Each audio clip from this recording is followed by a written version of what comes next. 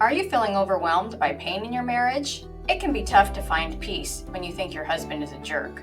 Did you know couples who talk about their hurts with each other, listen, and actually take responsibility for their part of the problem have a higher level of satisfaction in their marriage? That sounds like, well, duh, of course. But how many people actually carve out the time to do this? I want to share with you how you can do this, find peace in your marriage, and peace with submission.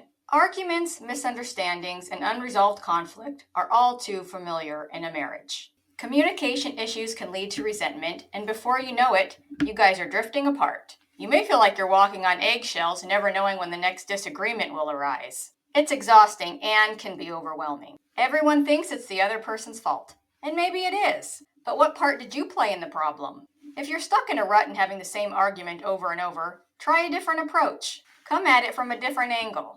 If your spouse has a roadblock up in their brain about their problem, yelling it at them for the 15th time is not going to help them understand their problem. You have to say it differently. And women, we have to admit when things are our fault. If you've never been accountable before, it's going to be very uncomfortable. Just understand that going in. It's okay. Be okay with being uncomfortable. Your husband doesn't want to discuss things with you anymore because you make it so miserable. But if you actually learn how to have a grown-up conversation, listen, communicate, take responsibility for your actions, things will improve. However, right now you have all this bitterness growing inside of you from past things. What are you supposed to do with that? Instead of trying to fix it on your own, give it to someone who's more capable of handling it. Give your pain to God. What if you could surrender your struggles to God and trust that He would guide you to healing and peace? For me, what helped was not just being a Christian, but actually devoting my life to God, turning my life to Him and building a relationship with Him. Telling Him I love Him more than anyone, and to please remove any self-deceit I have hidden in my heart. It wasn't always easy, and there were definitely times when I struggled. But as I started to surrender my pain to God, I felt comfort and peace come over me like I've never felt before. Matthew 11:28-30. Come to me, all you who labor and are heavy laden, and I will give you rest. Take my yoke upon you and learn from me, for I am gentle and lowly in heart, and you will find rest for your souls. For my yoke is easy and my burden is light.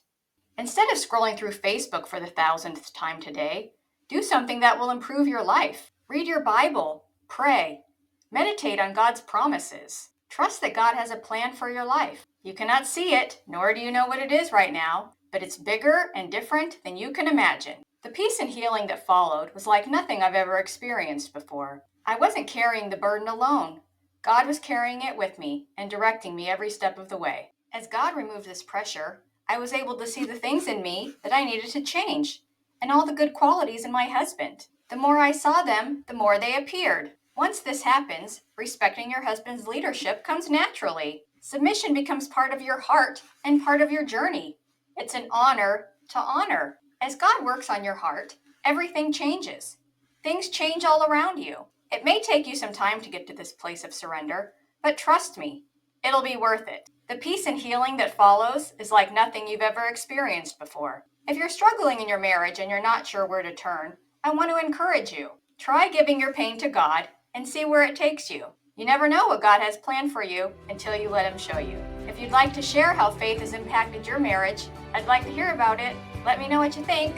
Bye.